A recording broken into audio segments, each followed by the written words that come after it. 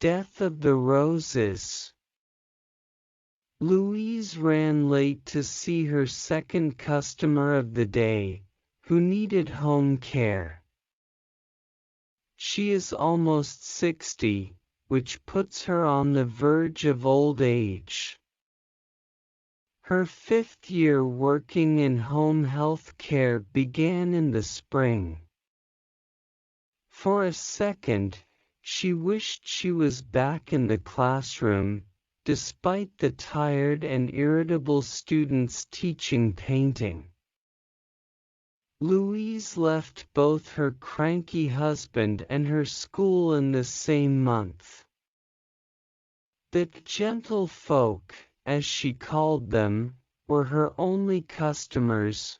Vera, the kindest of her older neighbors, was waiting for her at the door. I asked Louise, "What's up?" They said, "Busy morning, Vera." To that end, let's hear about your recent activities, both of these things. In all honesty, I don't think I ever did. Maybe I did deadhead the roses, though. Oh, that's wonderful. Just in time for spring, and breathing some fresh air can help. Until now, Louise had failed to notice the rose bushes in Vera's little yard. That's about right, Vera agreed. Louise sensed a change in the air but couldn't quite place it. Next to Vera, she took a seat. On her kitchen table was a jigsaw puzzle, only half finished. "Assembling the puzzle is proceeding," Vera said. "Thank you." Pictured in the puzzle was Judith stabbing Holofernes to death. When they went to the second-hand store, Vera selected it, which surprised Louise. She liked the artist Artemisia Gentileschi but thought the jigsaw's subject matter was strangely morbid. Vera seemed enraptured by the packaging art. Vera took the jigsaw to the cashier, paid for it, and walked out as Louise was distracted by a beautiful Art Deco vase. The elderly Vera was surprisingly quick and agile, forcing Louise to run to keep up. Together, they looked over the jigsaw, transfixed by the burgeoning painting and the countless pieces still searching for their proper places. Louise enjoyed witnessing the positive effects that a pleasant activity may have on a sharp intellect. "Shall I brew you a cup of tea?" After having a cup of tea and a biscuit, Vera usually felt happier. "No. Please enlighten me on the painting's background. Most of what we discussed last week is wholly lost on me." Sure enough, I distinctly remember being captivated. "What's his name? Did you mention he was sleeping this Ola, Holofernes?" "She did it when he was sleeping, that's for sure." It would be necessary to document Vera's memory lapses. Yet, would it? Louise decided to give her space. You're right. I doubt he snored." Vera emitted a croaky sound. Louise immediately recognized her laugh. As Vera pressed on another component, she saw Judith's grip on the blade.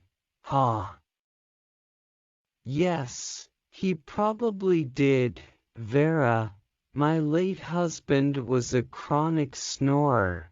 When Louise initially arrived, she immediately noticed the change. "Nothing is being heard from the neighboring property," to which she said, "Oh no. I sorted it out," as in, "So, you spoke with him? Pardon, mister, did you tell him to turn down the volume on that music? The speaker says, he's quiet, isn't he? His apartment was making such a stir. He improved significantly today. You should know that guy drinks like a fish." Vera picked up the final missing piece of the blade and slid it into place. "How did you respond to his question?" Louise saw that Vera's expression seemed a little bewildered. "The question? You must have been really convincing. I believe that I was." Vera picked out a new one and breathed a sigh of relief when it turned out to be the right size. Vera contributed to the scene as the blade slashes through Holofernes' neck, revealing his scared visage with his wide mouth and the spray of blood. Louise searched for Judith's head and torso parts. It was halfway through the puzzle. With the last touches on the borders, Artemisia's gloomy masterpiece began to take shape, although in 1,000 fragments. On the sideboard was a garden saw. "Have you been doing some light trimming, Vera?" "Oh, I can't remember where that fits in." After one of the pieces Vera attempted didn't work, she let out a snarl of irritation. "It might be stored in the broom closet." Or a resounding, "Yes, that's it," Vera said firmly as she slid the final piece into place using Judith's sword. "You were describing that painting chick to me the other day."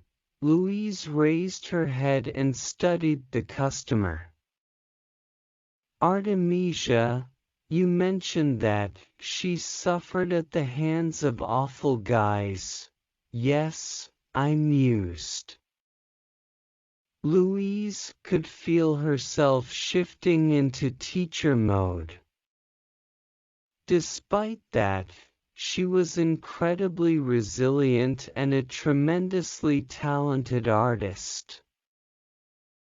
Given these considerations, Judith was a natural fit for this assignment. "I'm going to prepare some tea right now." Once inside the kitchen, Vera grabbed the saw and got to work. "Oh. All okay then. To my coffee, with milk and 1 sugar, please." Just minutes ago, Louise offered Vera some tea, but she politely declined. "It probably wouldn't hurt to jot down a few notes. Vera, you really impressed me by convincing the man next door." When Louise looked up from her puzzle, she observed Vera examining the pruning saw curiously. As if she didn't know what it was, Vera spoke a soft, "Oh dear, what is it?" Louise looked back at the puzzle, and this time she saw the missing piece. There's a chance that I did something wrong. Louise placed the part, transfixed by the look of fearlessness, and focused on Judith's face as she severed the skull of her tormentor. Did you, Vera?